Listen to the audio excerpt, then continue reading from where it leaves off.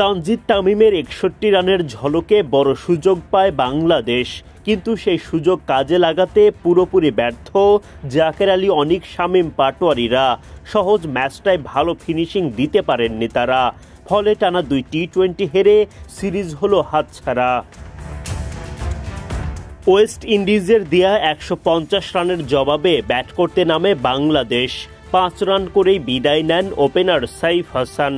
অধিনায়ক লিটন দাস করেন ১৭ বলে ২৩ রান। ১২ রানের বেশি করতে পারেননি তাওহিদ হৃদয়। এক প্রান্ত আগলে রেখে দলকে এগিয়ে নিয়ে যান তানজিদ তামিম। লড়াকু ব্যাটিংয়ে ৫০ তুলে নেন তামিম, তবে ৬১ রান করে তিনি বিদায় নিলে বিপাকে পড়ে বাংলাদেশ। ১৭ রান করে ফিরে যান জাকের আলী অনিক।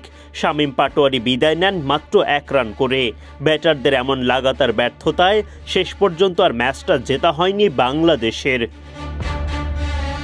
সিরিজের দ্বিতীয় টি-২০তে টস জিতে আগে ব্যাটিংয়ের সিদ্ধান্ত নেয় ওয়েস্ট ইন্ডিজ।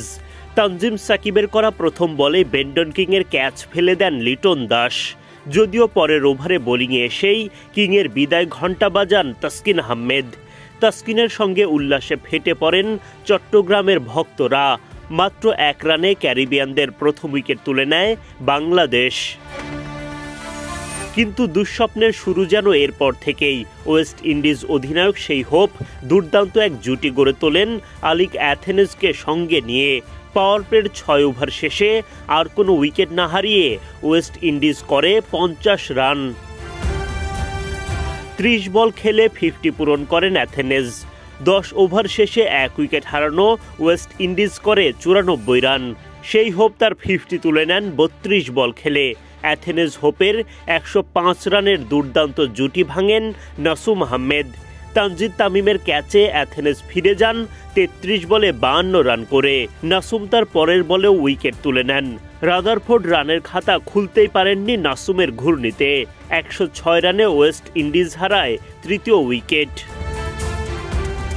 সেই হোপের উইকেট তুলে নেন মুস্তাফিজুর রহমান। ৩৬ বল উইকেটে টিকে থেকে হোপ করেন ৫৫ রান।